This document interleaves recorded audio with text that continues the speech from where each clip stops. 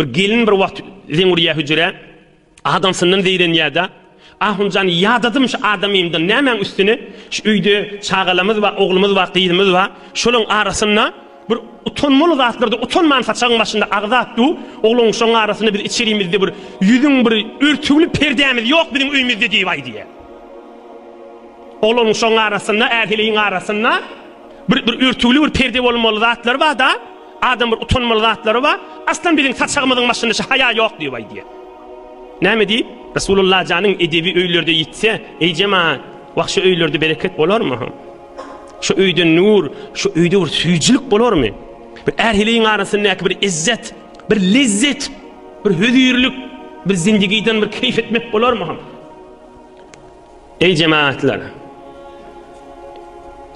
Hak Resulullah Muhammed Habibullah aleyhi salatu vesselam'ın mübarek sözü her din Hak Resulullah Muhammed peygamberlik berilmäkä adamları bir gowzat bilen adamları bedeýänmiş, awadallaýanmış. İslam dininiň ulukon adamlara beren ahlaky hayadır diýipdir. Adamyň ýüzüniň suwy. Adam bir tufar zatlary özü Hudaýyndan utanýar, şoňa haya diýerler.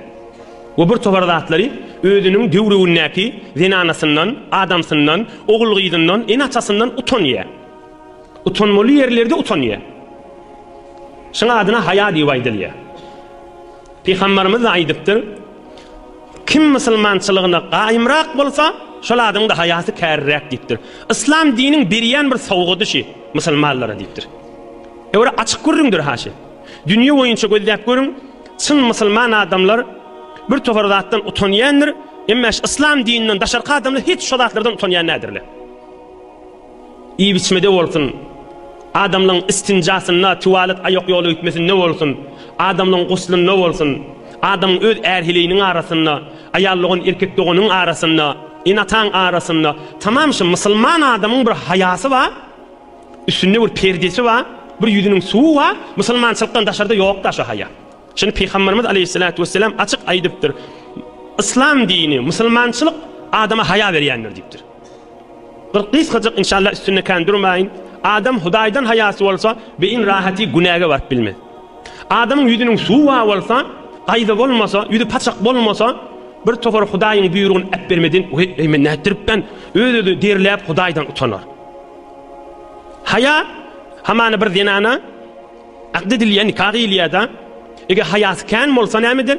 Ve şudur men adamym, öz inaçasyndan gaýnana, gaýnata, ya bidatly däl, öz adamsyndan öz utanmaly we meşin hakyny zaýa edýän, men öz zinanalyk wezifämi bitirmeli diýip bir ewasaljakda, emma utanmasa, hayasy bolmasa, o hala ne diýotdy? Asa utanan akdemde, ýaşuly, ýaşkyçy, adamsy, ya hemin tür erk adam.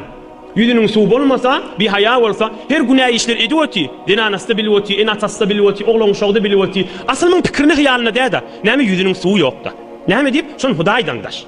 Peygamberimiz aleyhissalatu vesselam hayany şitýüsläýdipdir. Ey cemaatlar, Peygamberimizin özünün hayalıdygy, örtüğün perden aňyrsynda bir ýetip barýan gyz oglan bolýa, 13-14 ýaşynda utanjaň her wurunlar zinanly agdanyda utanýar. Resulullah aleyhissalatu vesselam şu gyz oglandan, şu täze gelinini hayalyrak diýip aýdýar. Peygamberimiň özünün hayasy.